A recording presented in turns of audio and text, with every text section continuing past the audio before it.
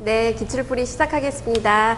제 1번부터 볼게요. 자, 1번에 문법 문제 나왔네요. 1번에 밑줄 친 낱말을 바르게 사용한 것은 이라는 문제예요. 자, 그러면은 1번부터 재산을 늘이다 나왔어요.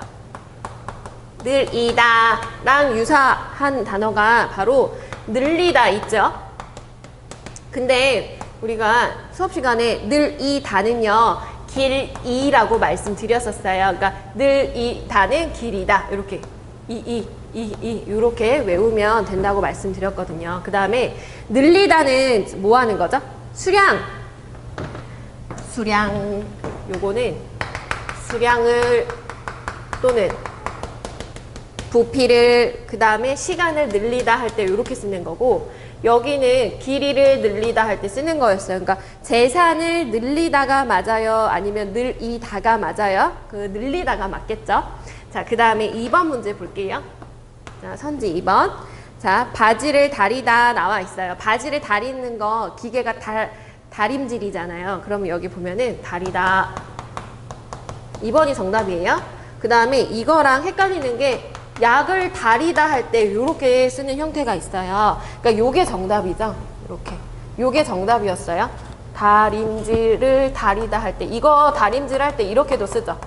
다림질.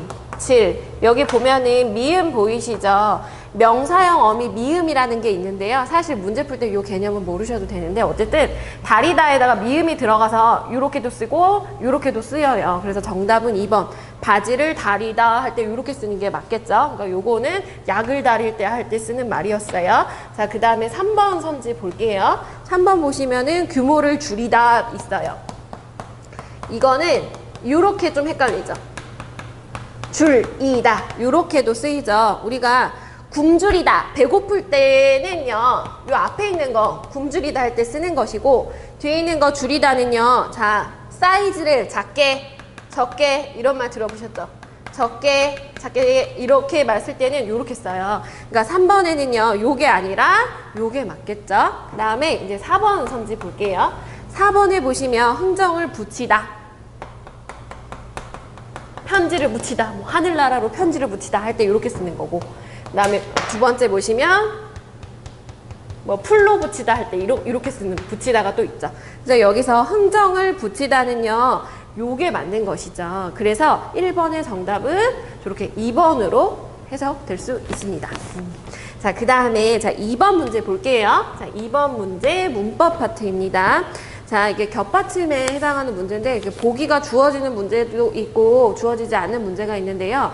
겹받침 문제는 보기가 항상 주어지기 때문에 걱정하지 않으셔도 되고, 그리고 수업 시간에 말씀드렸다시피 겹받침에는 항상 마지막 부분에 보면 다만이 잘 나와요. 요거를 잘 보셔야 된다고 말씀드렸었어요. 그럼 한번 문제 풀어볼게요. 보기.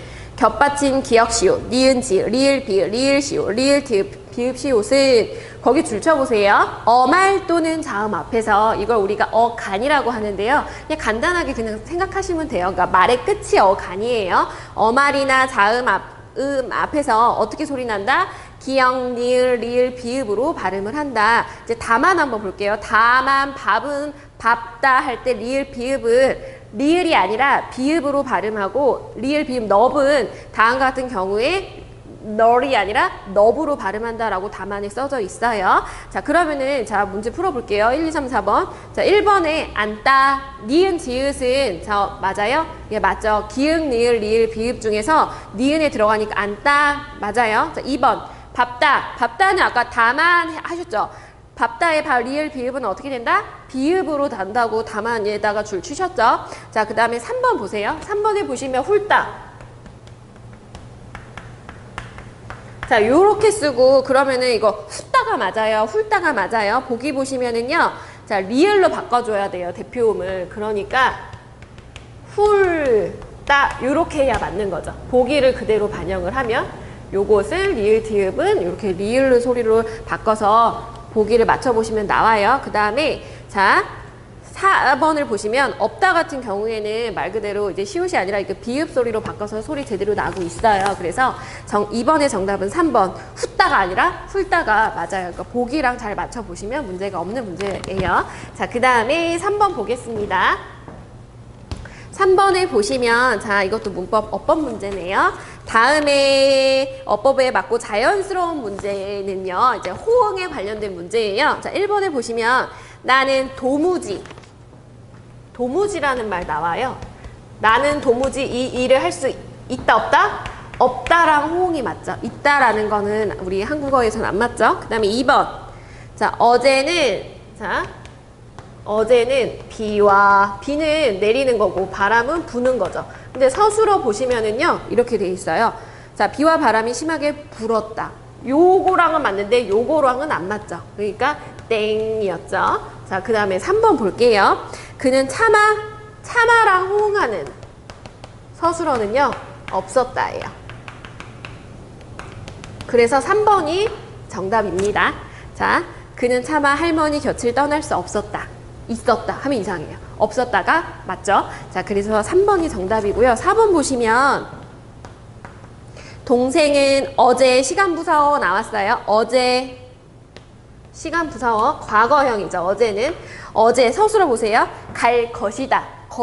갈 것이다. 이거는 미래죠. 그러니까 이거를 갈 것이다가 아니라 갔다. 이렇게 해야 맞는 표현이죠. 그래서 여기서 맞는 거는 3번이 정답이었습니다. 자, 다음에 4번 넘어갈게요. 4번. 자, 4번 보시면, 자, 다음 글을 바르게 고쳐 쓴 것으로 적절하지 않은 것은 좀 꼼꼼하게 봐야 되는 파트예요. 자, 그럼 제가 한번 읽어보겠습니다. 옛말에 하루라도 책을 읽지 않으면 입안에 가시가 돋는다라고 했다. 그만큼 우리 사회는 독서를 중요하게 여겨왔다. 근데 이제 가운데 거 빼고 뒤에 거 읽어볼게요. 가장 활발하게 책을 읽어야 할 청소년은 책을 가까이 하지 않는데요. 그러니까 앞에 있는 문장과 뒤에 있는 문장이 중요하다. 근데 청소년은 안 읽는다. 제가 근데라 그랬죠. 그러니까 역접에 들어가는 접속어가 들어가야 되는데 그래서가 아니라 그럼 뭐가 들어가야 돼요? 그러나가 들어가야 되죠. 근데 1번 문제 바로 풀어볼게요. 1번. 바로바로 푸셔도 돼요. 1번. 기억. 이어질 내용을 고려하여 왜냐하면으로 수정한다. 왜냐하면은 인과관계 할 때 나오는 거예요. 그러니까 왜냐하면은 아니죠. 그러나로 고쳐주세요. 자, 그래서 옳지 않은 것은 1번 딱 답 나왔네요. 자, 근데 계속해서 한번 풀어볼게요. 본문 다시 가서 나는 꿈을 니은 읽고 있어요. 나는 꿈을 이루기 위해서 노력하고 있다. 자, 앞뒤 문장의 2번 흐름을 고려하여 삭제한다. 맞아요. 예전에는 시내버스 안에서 책을 읽는 사람을 쉽게 발견될 수 있었지만 자 이것도 어색하죠. 그런 사람을 찾기가 쉽지가 않다. 피동 표현이 잘못 사용되었으므로 발견할로 고치는 게 맞겠죠. 미래로. 자, 그 다음에 특히 청소년들이 책을 읽는 모습을 찾기는 더욱 어렵다. 자, 리을에 보시면 시간 표현이 어색함으로 읽는으로 바꾼다. 자, 2, 3, 4번은 다 맞아요. 그래서 1번이 어색하기 때문에 4번의 정답은 1번이죠. 자, 그 다음에 5번 볼게요. 자, 기억에 들어갈 내용으로 가장 적절한 것은 자, 이제 5번 문제 같은 경우에는 화법, 토론에 관련된 문항이네요. 자, 그러면은 볼게요. 자, 찬성하고 반대 의견이 있네요. 논제가 동네 골목길에 CCTV를 설치해야 한다라고 주제가 나와 있어요. 자, 찬성 측의 의견으로 뭐 이제 기억 있고 밑에 보시면 CCTV는 안전한 생활에 필요한 정보를 제공한다라고 나와 있죠. 자, 그러면은 여기서 그러면은 기억에 들어갈로 가장 적절한 것은 1, 2, 3, 4번 중에 몇 번 같으세요? 네, 3번이에요. 찬성이니까 CCTV는 각종 범죄 예방에 효과가 있다 했으니까 3번이 적당하죠. 근데 나머지 1번 뭐 설치하기 어렵다 이건 반대의 내용이고 2번 지역이 미관을 해친다 모습이 안 좋다 이것도 반대의 주장이 있고 근거고 4번 설치하는데 많은 비용이 필요하다 이것도 반대 근거겠죠. 그래서 가장 찬성의 근거로 부합한 것은 3번이 적절하죠. 자, 본문에 있는 내용 다 읽지 않았어요. 자, 다음으로 넘어가서 6번 문제 보겠습니다. 자, 6번 문제 보시면 다음은 지역민을 위한 휴식 공간 조성이라는 주제를 가지고 글쓰기 개요래요. 이러한 6번 문제 같은 경우에는 장문에 해당하는 파트죠. 자, 기억에 들어갈 내용으로 가장 적절한 것은 자, 본문 보시면 주제문에 서론, 본론, 결론이 주어져 있죠. 그리고 자, 1번하고 본문에 보시면 가, 나 있고 2번 있고 또 가, 나 이렇게 있어요. 이렇게 서론, 본론, 결론이 이렇게 있는데 1번 가나, 2번 가나 이렇게 있는 게 자, 요렇게 앞에 있는 걸 상위 항목 그리고 이 밑에 딸려오는 거는 하위 항목이라고 해요.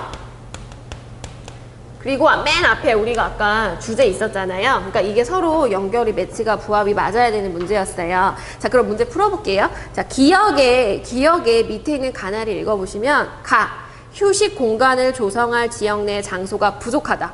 이것도 문제점이네요. 그쵸? 어려움.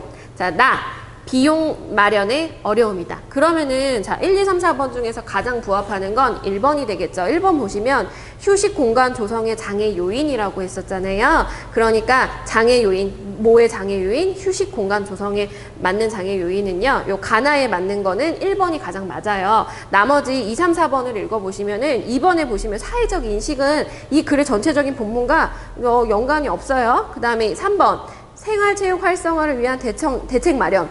이것도 해당이 안 되죠. 4번 청소년 직업체험 이거 완전 다른 내용이죠. 자, 그래서 6번에 가장 적절한 것은 1번이 적절했습니다. 네, 다음에 이제 7번 문제부터 우리가 7번, 8번 세트를 한번 볼 건데요. 자, 이거는 우리 수업 시간에 현장에서 봤을 때 가장 많이 어려워하셨던 중세국어 파트입니다. 그냥 현대국어도 그냥 어려우셨는데 중세국어는 또 되게 많이 어려워하셨던 기억이 나요. 이건 우리나라 글이 아니야 이렇게 말씀하셨는데 자, 7번